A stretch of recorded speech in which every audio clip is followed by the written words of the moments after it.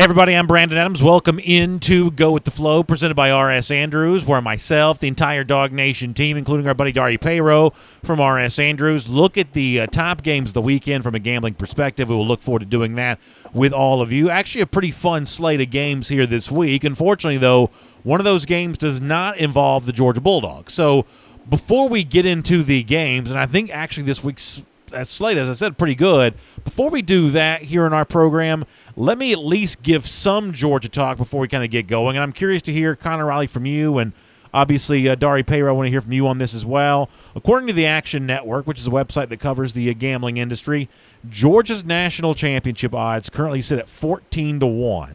They are the number 6 favorite to win the title, according to the Action Network. Alabama's at 9-4, which is a little bit worse than 2-1. Clemson at 5-2, which is about 2.5-1. Ohio State's at 9-2, which is 4.5-1. LSU's at 13-2. Oklahoma 8-1. And as I said before, Georgia at 14-1 ahead of Penn State, Wisconsin, and Florida. Pretty interesting comparison here as well. Georgia at 14-1 with one loss. Florida also has one loss. They sit at 80-1 to win the national championship. And then one-loss teams such as Auburn, also with just that one loss. Auburn right now at 100-1 to win the title. So Georgia, a one-loss team like many others, but Georgia much better odds of winning the national championship. Maybe that's based on, well, I guess there's a number of things that could be based on. So, Dari, let me start with you on this, and then I want to hear from Connor Riley. At 14-1, do you think Georgia, about double the price it would have been as recently as, a couple of months ago, do you think that Georgia is a good bet still for the national championship? No, not at those odds. I think there's too much risk associated. I mean, they got to run the table. There's no margin for error. They literally have to win out. And I think that's just tough. And in order to do that, even with the schedule that they have, getting 14-1 odds, I think, isn't rich enough for me to put money on that. Connor Riley, how do you feel about that? Because, as I said before, obviously you're getting much better deal, much better price at 14-1 than you would have gotten at like 6 or 7-1, which you could have found this thing out at the beginning of the season. Dari's obviously right that the no longer having the ability to lose a game and still be okay, because I do think a 2-loss SEC champion Georgia, even if it were to, be that, I think it would have a tricky scenario to make the college football playoff. That's not a given the Dogs make it as a 2-loss SEC champion. In fact, you can make a strong case they would not make it, just given the way the national landscape is right now. 14-1, do you think that's a good deal on Georgia? No, I'd actually maybe look for something a little further down. What's Oregon's odds, if you don't mind me asking? Oregon's also at 100-1 right now. See, that's the value's there where, if enough chaos breaks the right way, I could see Oregon sort of getting their way in, and the value is there. But 14-1, I just don't know, especially, you look at the way this offense has played the last 2 weeks. They struggled mightily against press coverage against South Carolina, and if they're going to get to those big SEC championship games, those college football playoff games, they're going to go against athletes that are capable of pressing their wide receivers and matching them step for step.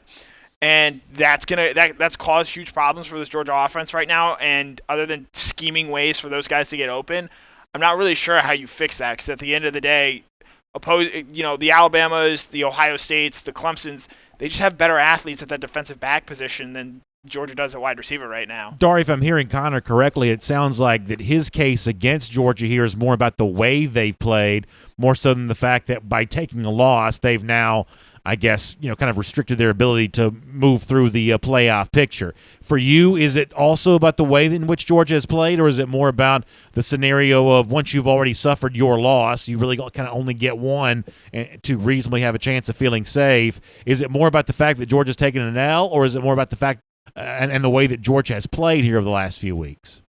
I would say both. I mean, Connor's right. Georgia hasn't looked good offensively when they have to throw the ball and when they're pressured to throw the ball. And I think some of that also has to do with the game calling and scheming and plan from the offense coordinator. I also think that the wide receivers are young. They don't have the experience yet right now. So that's definitely a weak point that's been exposed. And over these next few weeks, we're going to see how Georgia handles that when they face Florida and Auburn. But I think it's a combination of that and the odds just not being there, and that they literally cannot make any mistakes going forward. It's an easy scenario to see where they beat Florida, maybe lose to Auburn at Auburn, and still go to the SEC championship game, maybe face an LSU or Alabama and win that game.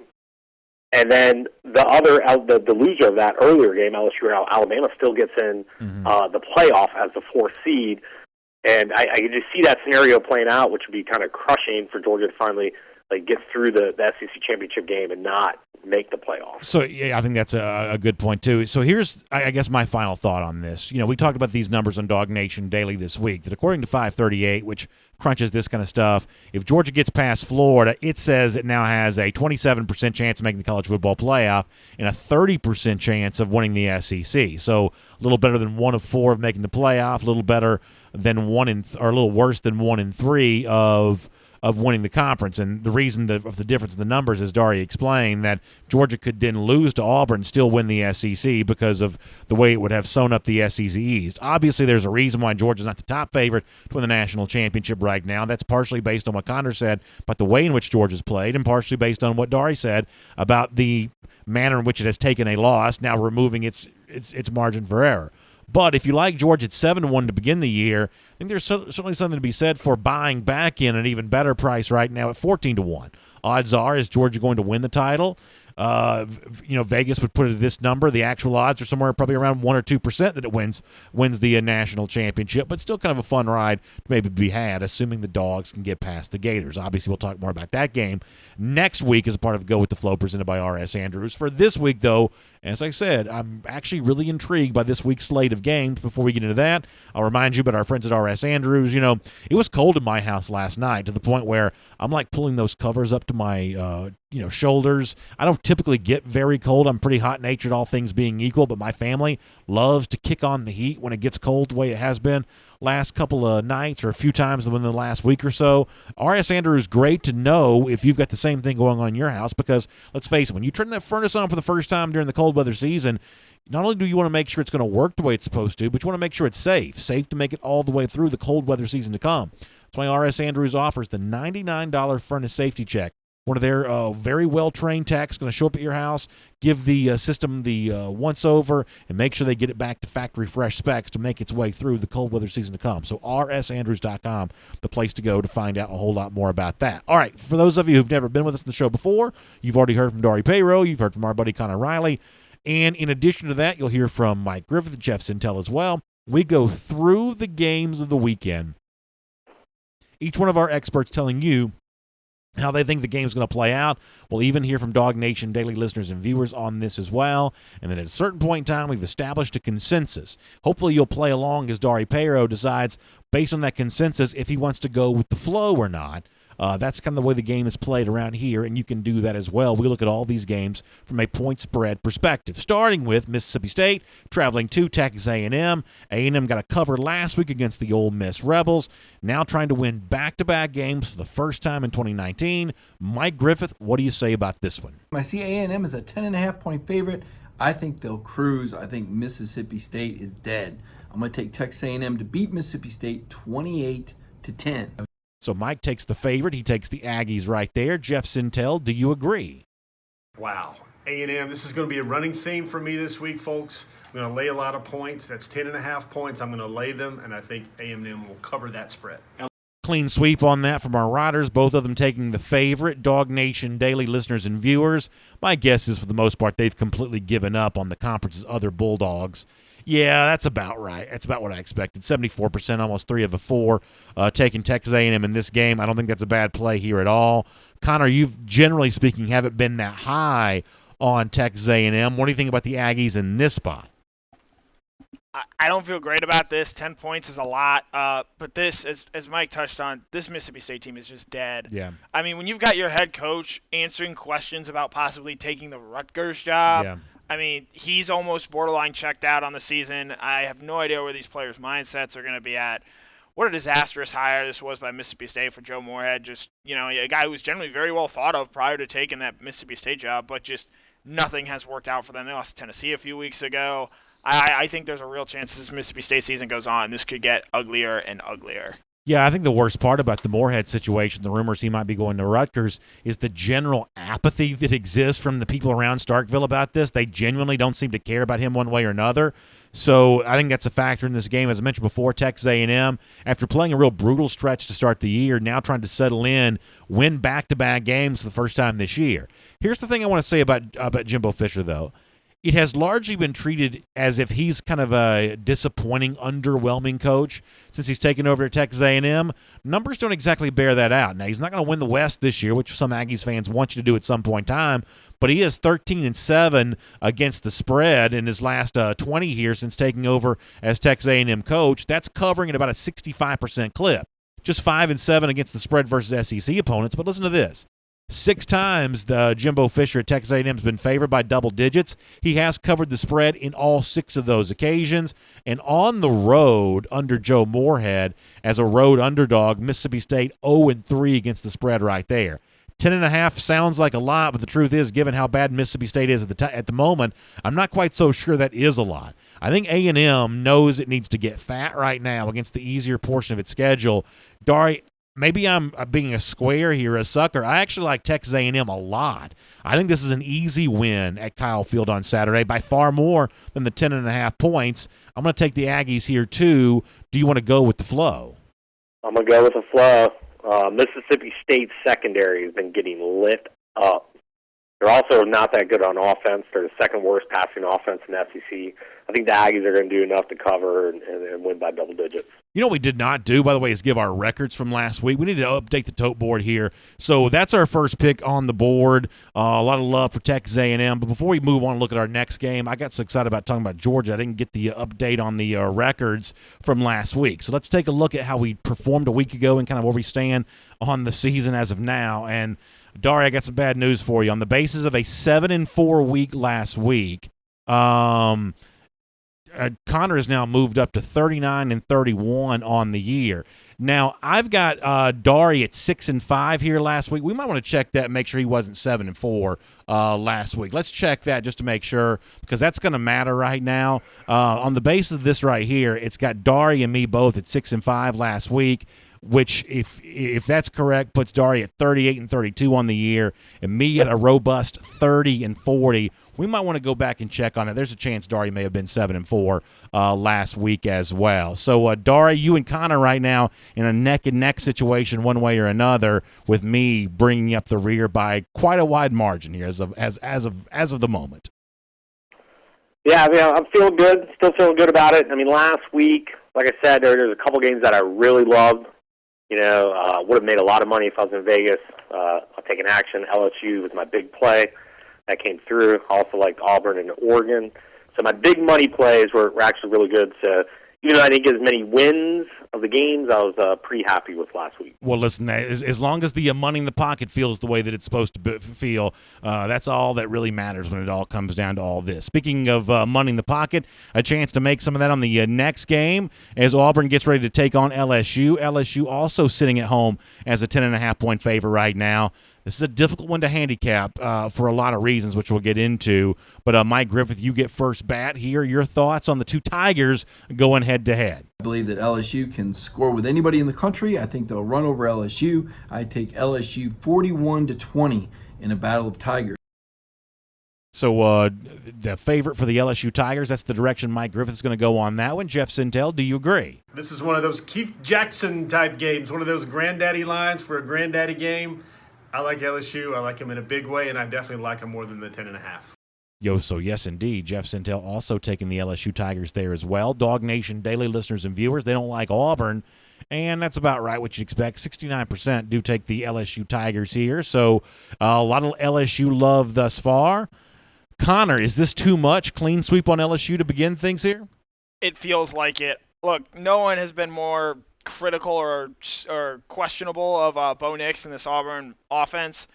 Last time they went on the road in a similar type environment, they struggled mightily against Florida. But I just think there's just too much noise going on with LSU right now. I know they got a bye week before playing Alabama, but I do wonder if maybe they're looking ahead a little bit here. And because of that, I'm going to take Auburn here, and I don't feel very good about it. Yeah, I agonized over my pick on this one. It's interesting you say you don't feel pretty good about it. I'm also going to take Auburn here, and I'm going to do that on the basis of the numbers. Now, to be clear, I'm a big believer in LSU this year, even before the start of the season. I think LSU wins the SEC West. That's been my pick. But winning the West doesn't mean every game is easy. And whereas I didn't think 10.5 was a lot for A&M against Mississippi State, it is an awful lot against this Auburn team right now, who I just believe has moved into the undervalued category.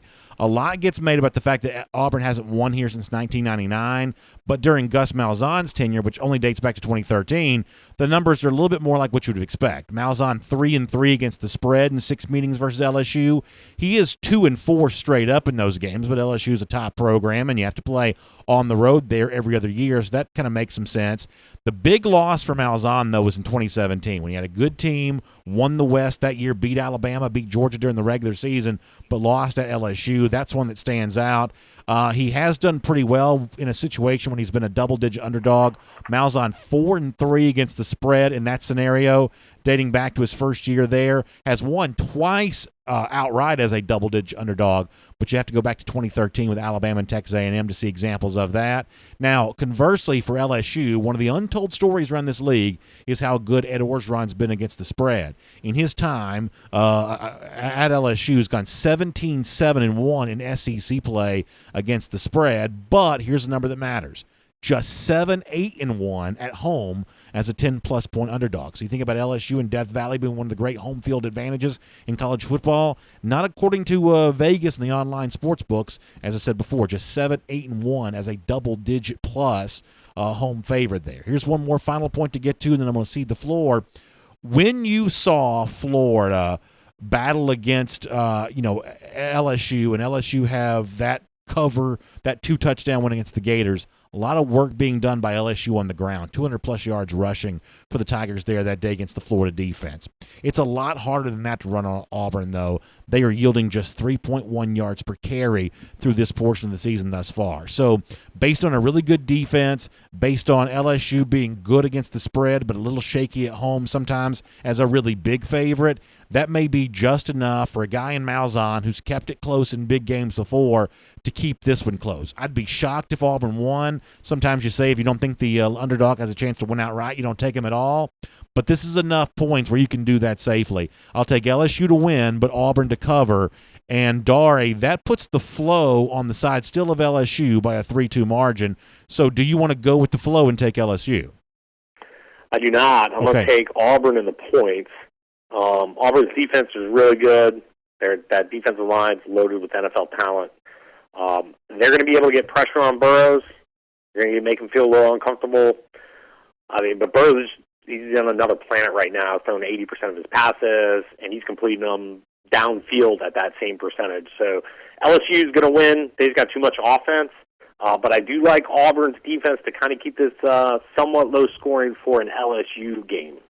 Yeah, so that'll be fun to watch and see how that plays out. The next game on our list, I have to say, I have really agonized over this one as well. I'm really excited about South Carolina, Tennessee. For someone like me who loves the SEC, I think this is actually a really fun game, but a tough one to pick. 4 points where you've seen the number. If you want to shop for that, though, it's actually moving more towards 4.5 right now. Honestly, that's not necessarily a huge difference, although last week Oregon-Washington did end on 4, but that's not typically thought of as a key number. So this moving a little bit in the direction of South Carolina right now, but 4 points is where it's been for most of the week. So, Mike, that's the number we'll use. Start us off. Your thoughts on the Gamecocks and the Vols. South Carolina, a 4-point favorite over the Vols. I believe South Carolina covers this spread, beats Tennessee 27-20 in Knoxville, Tennessee. So going on the road to cover, Mike has South Carolina. Pretty interesting. Jeff Sintel, what do you think? Are we going to bet who wins this game, who loses this game? Is Garantano or any quarterback for Tennessee actually going to do the play that Jim Chaney calls? If so, this line skews for me. But as of now, I think South Carolina with those points is going to win those games. So also taking the Gamecocks here as the favorite on the road after, of course, South Carolina had a chance last week against Florida but could not hold on for the cover, ultimately losing that game with questionable officiating playing a major role in what goes down there. Dog Nation Daily listeners and viewers, yeah, a lot of respect for South Carolina on the basis of the Gamecocks beating Georgia a couple of weeks ago. 63% take South Carolina minus the points against Tennessee here. Connor, boy, this is a fun game, but a hard one. Now, this is the kind of thing that could swing the balance of a pick contest, at least for 1 week, depending on which side of this you're going to be on. What do you think? So I'd like to say a few times over the course of the year, especially when picking South Carolina games, sometimes in life, the matter guy wins. Mm-hmm. Problem is, I can't use that this week because Will Muschamp or Jeremy Pruitt, I don't know who's more likely to blow a gasket. Last week, Muschamp screaming at an official, calling him gutless because he dropped a flag 40 yards away from his feet, which is cowardly. It was such a wrestling promo by Muschamp post-game. And then you've got Jeremy Pruitt, who I think if he could have ripped Jarrett Garantano's head off after Garantano went rogue on a QB sneak there, that really swung that Alabama game, not just by cover, but Tennessee had a chance to make that a one-score game in the fourth quarter there. Having said all that, body blow. Body blow, body blow, body blow. Because of that, I think this Tennessee team is going to be tired. The South Carolina team, they're going to feel they got jobbed by the refs last week. They're going to be energized, ready to go. This game probably should, in my estimation, maybe be a little bit towards the 6-7 point spread, more so than the 4-point spread. So because of those extra 2-3 points, give me the Gamecocks here. Okay, so there you go on that. Muschamp is another one of these coaches that's been kind of quietly pretty good against the spread. He's 17-11-1 in his last 29 games against the spread. But believe it or not here, I'm actually going to take Tennessee in this spot. Now, let me see if I can make my case for why I think Tennessee may be somewhat undervalued in this game. They are 2-4 against the spread as a home underdog since Jeremy Pruitt became Tennessee coach, including their most recent win outright versus Mississippi State 2 weeks ago. However, here's a little deeper look at Tennessee. Now, I know this is going to sound like spin zone type stuff, but I think it could matter here. If Eric Stokes doesn't waylay the quarterback, and if Tay Crowder doesn't scoop that up and take that back for a score in Georgia-Tennessee a few weeks ago, we're talking about Tennessee having covered 4 of its last 5. And I think that matters. This is a Tennessee team against some overmatched opponents, teams that are way better than it is, but quietly kind of playing a little bit better, getting the win versus Mississippi State, keeping it close with Georgia for a while, covering the spread versus Alabama. Tennessee is quietly playing a little bit better here. Everybody makes a big deal about Will Muschamp against Tennessee. He's won 3 straight at South Carolina versus the Vols. But the fact of the matter is last year was a 10.5-point favorite, and Jeremy Pruitt found a way to keep it close. That final score was 27-24, a cover for Pruitt. I don't feel great about this game. As I said before, I agonized over it. I think the world's going to be on South Carolina, though, because of what they've learned about the Gamecocks over the last 2 weeks. People think Tennessee is terrible, but the truth is, over the last 4 or 5 weeks or so, Tennessee has not really played all that terrible, with the exception of the Florida game. I think Tennessee sneaks in here, finds a way to keep it close. Above the key number of 3, I think kind of matters here. So by a narrow margin and by kind of a faint praise, give me the Vols. I'm going to take them and be on an island all by myself. Dari, the flow's on the side of the Gamecocks. Do you want to go with the flow?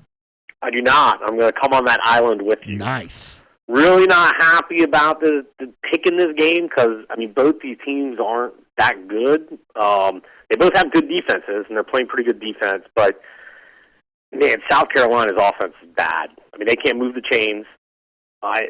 Tennessee seems to get a little momentum going, I think, on offense better than South Carolina in this game. I like them at home. So I like Tennessee in the points here. Well, let me ask you this, Dari, because you are a veteran of laying, action on some games like this. As I said before we started our pick sequence here, the 4 has kind of gone up to 4.5 in most places. I'm sure my bookie's got a number similar to that right now. Do you think there's any chance this one gets up to a 6, a number that probably matters a little bit more? Between now and Saturday, do we have enough time for enough action to come in on South Carolina that you get an even better price on Tennessee if that's what you want to do? I don't, because that's like playing Russian roulette, right? This game can go, this can swing in either direction, a missed kick, a muff punt, a turnover, and both these offenses aren't that good, and both defenses are good. So it doesn't take much to swing this game either way, so I don't think there's going to be a lot of heavy money come in on South Carolina. I think a lot of big money is going to stay away from this game. Hey, it's Go With The Flow presented by R.S. Andrews. Much the same way we like to be on the flow in the right side of the picks, you also want that flow in your house, whether it be cold air coming out of your vents during the air conditioning season of the year, which in my house kind of never goes out of style, or as we move towards that that cold weather season of the year where the heat starts to kick on. When it kicks on for the first time, you want that heat flowing the way that it's supposed to. Same way with the hot water coming out of your water heater through your shower and everything else. That's the kind of stuff that R.S. Andrews has dedicated their entire company to. Air, heating, plumbing, electric, all those issues, the things that you're dealing with in your house. R.S. Andrews has experts on staff, on hand, ready to get everything with you going back in the right direction when it comes to any kind of issue that you may be having with one of those major systems there in your house. You can trust R.S. Andrews for that. They're good folks. They're a part of Go With The Flow with us each and every week. They're a part of the Cool Down on Dog Nation Daily each and every day. They're part of Dog Nation Invasion coming up next Saturday. They're just good friends of ours, and they'll be good friends of you as well. So make sure you check out rsandrews.com to find out a whole lot more about that. Next game to go to, big number here for Alabama hosting Arkansas. Obviously, the storyline is no Tua Tagovailoa in this game. We get a chance for the first time as a starter to see Mac Jones, the former prospect out of the Bowl School in Jacksonville, one-time Kentucky commit, been a backup and buried on the bench at Alabama for a while, but the stage belongs to him on Saturday. 32-point favorite of the Crimson Tide. Mike Griffith, does the Tide cover here? I like the Crimson Tide in this game. Arkansas, another team. DOA, 45-10, Alabama over Arkansas in Tuscaloosa. So he does take Alabama there. Jeff Sintel, how about you? What do you think? Let's just cut to the chase. Does anyone think that Mac Jones and all those receivers can create a 32-point edge on Arkansas? It's Arkansas. Yes, they can. I think they will cover that spread. Boy, the scribes making it sound easy for Alabama against Arkansas. Be very careful here. Dog Nation Daily listeners and viewers, I don't even have to ask. Actually, it's a little lower than I might think. So some skepticism about Mac Jones here. Only 61% of our audience takes Alabama. I would have thought a little higher than that, to be honest with you, more on the side of the Alabama Crimson Tide. Connor, this game is not as easy as our scribes made it sound. So I don't want to poison the well for your pick, but go ahead and give us your thoughts. Well, wait a minute. Weren't you saying a week ago that Mississippi State LSU game, be careful, think about that? And then a few weeks ago, what about that Cal-Ole Miss game where you felt so confident there you thought you were on the right side? Listen. When you're working with a system here, you just got to let it ride through the entirety of the season. This is about a system. This is about a contrarian system that works its way through the course of an entire season. Well, I have a stat for you. All right. In games where we have picked Arkansas, I believe I am 0-5. Yeah. I have not been on Arkansas's right side at all this year. However, this team absolutely stinks. That fake punt last week was the worst football play I've ever seen in my entire life. It's not good. It was like the Dr. Pepper challenge come to real life in the middle of a football game against an SEC defense. It was I've never thought about this. It was a Dr. Pepper challenge type overhead throw type thing. Because of that, because I think Mac Jones is going to want to show something. Yeah. I think they're going to want to show. I think the guys on this Bama team are going to want to show they're more than just Tua. And because of the Dari Payro patented never pick against Bama, give me the Crimson Tide here. So what Connor did not bring up a moment ago in highlighting some of my mistakes, I was all over the dog last week against Alabama in a 30-plus point number. I'm going to be the same way here, and it's got very little to do with Mac Jones. I assume he plays fine. I think he plays well enough. My thing's not involving Mac Jones. Number has kind of gone down from 32 to 31.5. That's not a huge deal one way or another, but there's going to be at least some action coming in on Arkansas on that. Here's the thing, and I think it's going to blow you away, but I do think it's a factor in this game. Long-term trends typically don't mean a lot to me, but this one kind of at least gets my attention. This will be the 13th time that Nick Saban's coached against Arkansas since becoming Alabama coach in 2007. He's just 6-6 against the spread in 12 previous meetings versus Arkansas as Alabama coach. And that includes Arkansas covers in each of the last 2 years. And those are covers coming in different ways. Last year was an offensive explosion. 65-31 was the final score there. Arkansas using a lot of points to get under the number. Previous year before that, it was more about Alabama not doing a ton offensively. 41-9 was the final. Arkansas has been a huge underdog against Alabama because of how bad they are, but they've also in the last couple of years found a way to stay underneath that number and pretty frequently in Nick Saban's career, 6-6, as I said, against the spread in 12 previous meetings. I don't have to have this one be, all that close. As long as I can keep this one above 31.5, 32, 31 seems like a nice, easy key number to have this one land on. Dari, I hate to go against you because you've already told us how you're going to go on this based on your hard and fast rule, but I don't always like Alabama as a 30-plus point favorite. I don't like them here. I wouldn't bet the mortgage on Arkansas because, as Connor said, they're a pretty wretched team, but they've covered against Alabama before, and with a backup quarterback, it's at least worth the play this time around for me. So I'm going to be on an island by myself and take Arkansas. Dari, I know your theory here, so I'm going to ask you, just because the rules require it, do you want to go with the flow and take Alabama? I'm going to go with the flow and take Alabama. Just because the backup is playing isn't going to waiver my rules. I'm going to stay within the system. I think they're actually going to be prepared, and I think by the line not moving at all kind of paints a picture of what Vegas thinks about that as well. Yeah, you're talking about not changing really from Tua over to Mac Jones. We don't really see much of a Tua drop on that. It's pretty interesting. No drop. Yeah, that's pretty interesting. Pretty interesting. The fact that Alabama did not cover last week as a 30-plus point favorite, the fact that Arkansas has had some success, at least compared to the Vegas number against the Crimson Tide. I know it doesn't get you to change your pick, but does it give you any pause at all, Dari? No, because by Tua not being out, he's got to rally the troops and circle the wagons, and there's no one better than Nick Saban to get all those people really focused. Yeah, it's probably pretty well said, so we'll see how that plays out. It's another one of these games because it is Alabama trying to figure out how to do it without Tua Tagovailoa. I'm going to be in front of a TV for this game if I can help it. I really want to see what happens, just how easy Alabama makes it look with Mac Jones in place of Tua Tagovailoa for this game. Next one to talk about here for a moment is Missouri at Kentucky. Last week, I'm pretty sure we made Go with the Flow presented by R.S. Andrews History because I believe that was the first time all year long that all of us, Mike, Jeff, Dog Nation daily listeners and viewers, Connor, me, and Dari Payro, were all on the same side of a game for the entirety of the year. And as you might imagine, when everyone thinks something, it was one of the most shocking upsets of the year as Missouri went on the road to Vanderbilt as a more than a 21-point favorite and lost to the Vanderbilt Commodores, a team that it looked like had just kind of quit on the season. A shocking outcome, and maybe portended by the fact that we were all as confident in Missouri as we were.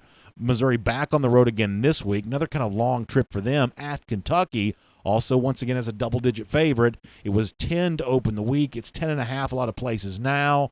But Missouri trying to get back to its winning ways. Mike Griffith, what do you think happens here? Missouri, a 10-point favorite. Excuse me, over the Wildcats. Missouri coming off that loss at Vanderbilt. You've got to really wonder about these Tigers. I wonder about the Kentucky Wildcats even more, though. I'm going to take Missouri to win this game. I'm going to give Kentucky the cover, though. Missouri wins 30-23. Kentucky covers the spread. So Mike going with the underdog at home. Kentucky Wildcats standing up for their home crowd. Pretty interesting pick there from Mike. Jeff Sintel, what do you think? Oh man, is this Kentucky? Can they play in a Forrest Gump rain monsoon, or is this Missouri that goes off to Wyoming? You got to favor the team that actually has a quarterback right now. That's Kelly Bryant. I'm going Missouri in spite of those points. Split decision among our riders as Jeff goes on the side of the road favorite, the Missouri Tigers. Dog Nation daily listeners and viewers, tough to predict how they may go on this one.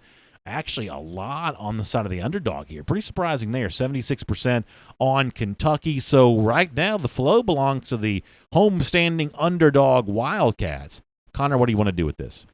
Well, I love a good home dog. You do. But this is a home cat. Yeah. And, the body blow theory, we mentioned it earlier with Tennessee. That Kentucky team just got the snot kicked out of it for 4 quarters in Athens last week. I wonder where physically this team is going to be at. And, Lynn Bowden showed some things. He's a very good athlete back there. But this Missouri defense is pretty good as well. I believe they're second in total yardage allowed in the SEC right now. I think it's going to be another tough game for this Kentucky team. I know they're at home. I don't feel great about 10 points here, but give me Missouri here. Let me take you back in time to last November. Kentucky is hosting Georgia. Winner wins the SEC East. That day, Kentucky got blown out, including that game and every game since then. Since having a chance to win the SEC East on their home stadium, Kentucky's just 6-5 against the spread in those last 11 games. Now this year, based on closing numbers, not numbers when we would have talked about it on this show, but closing numbers, they are 3-2 against the spread in SEC games this year, so you feel okay about that. But the big thing for me is Missouri. Did a little research on what Missouri has done coming off outright losses, and they have bounced back in a big way. lost to Wyoming to start this season, but the following week is a 24-point favorite against West Virginia, won that game 38-7. Missouri last year, after having lost to Kentucky, bounced back in a big way, beat Florida 38-17. Lost to Alabama also a year ago, bounced back against Memphis 65-35. They won that game as an 8.5-point favorite. So big bounce back opportunity for Missouri. They've paid off on the last 3 times they've been in this situation. They are obviously in desperate need of a bounce back win here after looking bad against Vanderbilt. I'm guessing it's a hungry team. We know offensively they can score a lot of points. They entered last week averaging 38 per game. Dari, this may actually be the game on the board I like the most of the week here. It's laying a lot of points on the road, but for a Missouri team that's handled this spot before, I really like them a lot, especially coming off the loss. I'm going to take Missouri. Do you want to go with the flow? Yes, I'm going to go with the flow and take Missouri as well. I mean, the only way Kentucky can try to win this game is try to control the clock and pound, just running the football. But I think Missouri's going to jump out early. I think they're going to be fired up, and they're going to score a couple touchdowns, and that's going to be the end of the game. Kentucky won't be able to pass and catch up. Yeah, I think that's pretty well said there. It's Go With the Flow, presented by R.S. Andrews. One of the things we love about R.S. Andrews is they show up to your house on time. They're respectful of your time. They do the work that was promised. There's no, bait and switch or upsell thing, and they do it for the price that's promised. You can trust our friends at R.S. Andrews because story after story, they've been delivering smiles for a long time, and those smiles really based on the experiences people have once you open the door and let the R.S. Andrews trained techs into your house. It's that point in time that you're vulnerable. You want to make sure that the people that you welcome into your home are people who are going to live up to the promise they made, and that's what R.S. Andrews has been doing for a long time, and they have been delivering those smiles for other people. They can do that for you as well, so make sure you check them out online at rsandrews.com for more on that. Before we wrap up our program, let's go outside the SEC for 2 really fun national games. This one looked bigger and better last week before Wisconsin lost to Illinois, but it's still a high-profile game for an Ohio State team that has not been slowed down by anybody as of yet. They're a 14-point favorite in the Horseshoe against the Badgers of Wisconsin. Mike Griffith, this is a league that you know well. Tell us your thoughts on the Buckeyes and the Badgers. Ohio State, the most complete team in the country to date. I don't think they've really played anybody. I do think Wisconsin would give their run game trouble, but I like Wisconsin to win this game 27-23. The game is closer than that 14-point spread. So how about that? A very bold pick by Mike Griffith, an outright win for Wisconsin on the road at Ohio State, bouncing back in a big way after being upset by the Illini last week. That's fun for Mike. We'll need to make sure we give him credit if that indeed does come out and take place, because that's a pretty good job by Mike, really putting himself out there. Jeff Sintel, where do you want to go on this game? Buckeyes, 14 points favorite. Buckeyes are going to cover that spread. They've got an offense. They get guys wide open. They throw guys open. They have a great time. Ohio State's going to be an even hotter team after this Wisconsin victory. So Jeff, a little bit more conventional pick. He takes Ohio State. Dog Nation Daily listeners and viewers, how you feeling about this game? 54% take Ohio State, kind of a big number, so kind of a split decision among our audience. Maybe not a huge surprise. Connor, can anybody slow down Ohio State right now? I don't know what the under is for this game, but I would take it. I think Wisconsin's going to try and slow down the tempo, slow this game up, gum it up, try and control it with the running game. But I think at the end of the day, Ohio State's just going to out-athlete Wisconsin. This game is going to be close. Look for a backdoor cover either way. Ohio State getting a late garbage touchdown to push it from a 10-point game to a 17-point game, or Wisconsin getting a touchdown to push it from 17 to 10. Having said all that, I like the Buckeyes here, and it's sort of like why I picked Kentucky over Georgia last week from a point spread perspective, because if I'm right, it means I'm right, obviously. And if I'm wrong, it means it's a close game, maybe even a Wisconsin upset. A good TV show, yeah. A good TV show. So I'm going to split the baby. Give me the Buckeyes here. So I went, maybe for some of the same reasons, I went shopping for a reason to take Wisconsin and almost felt like I had found it. Ultimately, though, I got scared away on this, and I got scared away for a couple of reasons. First of all, I have been wrong on Ohio State already twice this year on our show. I went, against them a couple times, and I was really made to pay for doing so. Here's the other thing that kind of scares me about Wisconsin. I know they lost last week to Illinois, and they gave up a lot more rushing yards than they had been giving up previous to that. But they really played kind of an ugly game, slugfest type game against Northwestern a couple weeks prior to that. And we know on that Friday night deal what Ohio State did to a Wildcats defense is probably better than you realize. If you look at Ohio State right now, there's really no weakness in their arsenal whatsoever. They're running the ball. They're throwing the ball pretty well with Justin Fields. Defensively, they've been fine in almost every regard. Wisconsin not quite keeping pace quite as well with the passing game.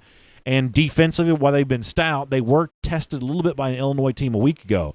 I guess at one point in time I had this circled as this great game where Wisconsin was going to prove to be the equal to Ohio State and maybe sort of hang in there and fight with them tooth and nail. Dari, at this point in time, though, I just don't quite think Wisconsin was as good as I thought they were, because seeing them lose to Illinois has had me reconsidering some of the other games that it's played a little earlier this season. Ohio State's just the hottest team in the sport at the moment, minus 14 points. I guess I'll take them here. That's the Buckeyes, then also puts the Flow on the side of the Scarlet as well. Do you want to go with the Flow and take Ohio State? I do not. Okay. I'm going to take the Badgers. I wish I had the hook here, and it was 14.5. But I'm going to take the Badgers. I think you will see, and they will prove that they are a really good football team this week. I mean, this is the worst-case scenario for Ohio State that could have happened, because now Wisconsin is going to be really focused for this game. They're going to see how good Wisconsin is. Wisconsin still controls their own destiny. You know, Fields hasn't seen a pass rush like he's going to see this weekend. He's going to get hit. He's going to get knocked down. They're going to get pressure. However, Ohio State's going to win this game. They just have too much NFL talent at the wide receiver and running back positions, and they're playing at home. But I do like Wisconsin to show they are a really good team and a top team. They're just not a college playoff team, and that's what Ohio State is. Dari, let me follow up on this with you and Connor, if you don't mind. I want to squeeze an opinion from you on this as well. I went looking to see how Wisconsin, whose rush defense has been amazing, they're yielding fewer than 60 yards per game on the ground, how they might fare against a running quarterback, and I couldn't really see an example of them having necessarily faced one of those thus far this year. Does a really good Wisconsin rush defense concern you at all against Justin Fields, who's obviously a little bit different kind of player to bring down because of the threat of running and throwing on the same play? How do you think that Badgers rush defense, Dari, matches up against a running quarterback in this game? I'm not sure. We're going to see and find out this weekend. I mean, they are a really good defense. They're really sound. The linebackers and the defensive front is really, really good for Wisconsin. I mean, there are a lot of NFL players there, and they're playing really well. So this is going to be something that's going to affect both teams. Because Ohio State really hasn't played anyone at this caliber either. So it'll be a really good game. Connor, you have a thought on that? Really good Wisconsin rush defense on the basis of the numbers, but Justin Fields is just a little bit different kind of running back to stop. Quarterback to stop. Yeah, I'm sorry. Yeah, a running threat to stop quarterback. He is a, there are running quarterbacks throughout college, but he's a very unique athlete in that he is probably just as physical as some of these defenders trying to hit him are. I think if you're Wisconsin here, and this isn't me advocating to play dirty or anything like that. I think if and when Fields runs, you have to try and hit him multiple times, because we saw at Georgia last year, he does leave himself open sometimes to getting hit and taking unnecessary hits that kind of make you cringe a little bit. So I think if Ohio State is going to try and use him as sort of a running threat, which does help their offense and open some things up for them, I think this Wisconsin team, if they're going to want to make this game and win this game, they're going to have to punish him and try and make them have Fields beat them from the pocket, and to try and just limit the ground game to J.K. Dobbins, which is going to be a big enough challenge on its own. Final game for us, also kind of from that Midwest region, and this is one that just sounds like college football. Notre Dame going to Michigan. These are two teams that I think should play each and every year. I'd much rather watch this game than Notre Dame playing one of these random ACC coastal teams or whoever they play 4 or 5 times a year now. I'm actually kind of excited about this game. Obviously, for Georgia, it's a chance to enhance its resume a little bit if Notre Dame can find a way to win it. Michigan does sit as a 1-point favorite in the Big House on Saturday. Mike Griffith, your thought on the Irish and the Wolverines? Michigan, a 1-point favorite over the Irish. I'm going against that. I like Notre Dame a lot in this game. I'm going to take Notre Dame 34, Michigan 17. Those are my picks this week. So Michigan is the side that Mike Griffith is on this one. Jeff Sintel, what about you? stupid 1 point. Notre Dame covers that. There's more than 1 point's worth of separation between those two teams. Fighting Irish all the way. So also on the side of the Michigan Wolverines goes Jeff Sintel. I'm sorry, he took Notre Dame in that one. Excuse me, I misheard there on that. So Mike's on Michigan, Jeff's on Notre Dame. Excuse me, I apologize. Both are on the Notre Dame Fighting Irish here thus far. I apologize for that. Let's make sure we give them credit for their correct picks there. How about our Dog Nation Daily listeners and viewers? Where are they coming in on this one? 80% on Notre Dame. Obviously, some respect for the Irish if they were in Athens, and obviously no one in this crowd likes Jim Harbaugh. I guess me included at this point in time. Connor, this is a tough one for me. I don't have a great feel about this one way or another. Michigan, to its credit, did fight back and earn a cover last week against Penn State.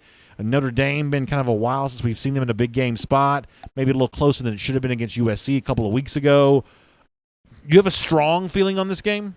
I actually do. So Okay. Part of the confusion, between BA misannouncing the picks there is because this game is now, the line has moved so much. This game originally opened at Michigan -4, and because of the public money has moved so much now that I think Notre Dame is actually a favorite, and this number could continue to climb in Notre Dame's favor as the game goes. Having said all that, took Michigan against Iowa when the world wrote them off. It came through. Not just covered, but they won. Yeah. Took them last week against Penn State. It was an ugly start, but they came back and they came through and pulled it out in the end. And they almost had a chance to tie that game at 28 later on. This is Michigan. This is Harbaugh. This is his helm. This is his Battle of Winterfell. This is his last stand. This is his you shall not pass. This is his everything.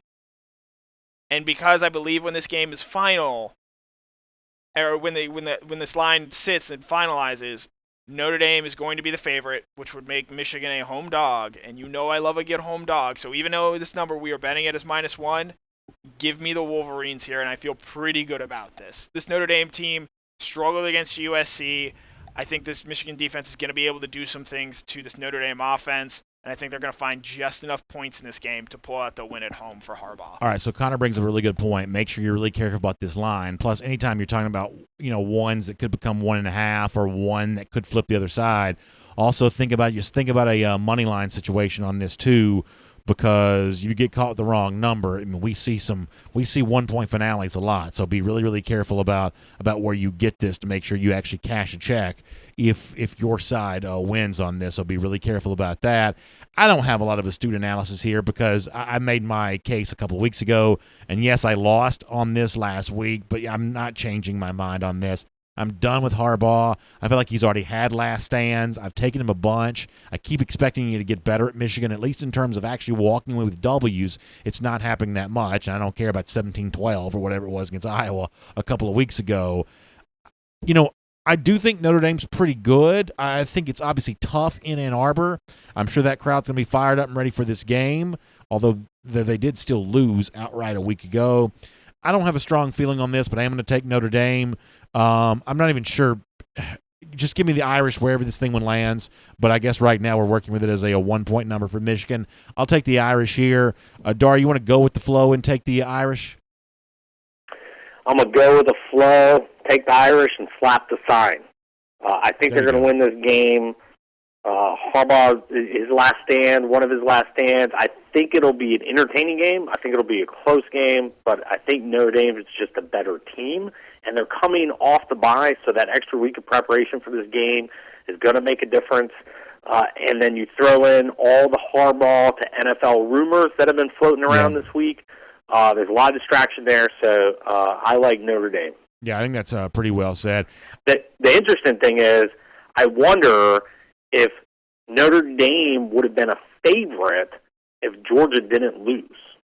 Yeah, you get kind of a perception deal where all of a sudden their loss to Georgia doesn't look quite as good because Georgia lost to South Carolina. There could be some truth to that there as well. And, maybe it is, as Connor said a moment ago, too, people just paying attention to Michigan while not necessarily earning a lot of credit with the general public by losing last week, by covering the number.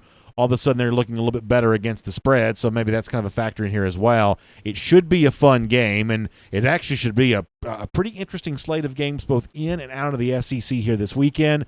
Dari, best of luck with your picks. For everybody else who plays along with us, best of luck to all of you as well. It's an off week for Georgia, so a chance to settle in. and watch some of these other games.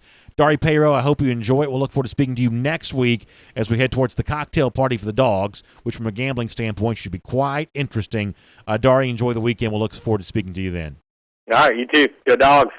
Good stuff there from Dari Payro. Nice go Dogs from him there at the end. And to all the Dog fans who are watching and listening, as I said before, y'all take care and have a great weekend. We appreciate you being a part of Go With The Flow presented by R.S. Andrews. For Connor Riley, Mike Griffith, Jeff Sintel, and the entire Dog Nation team, I'm going to say we'll look forward to speaking to you again next time.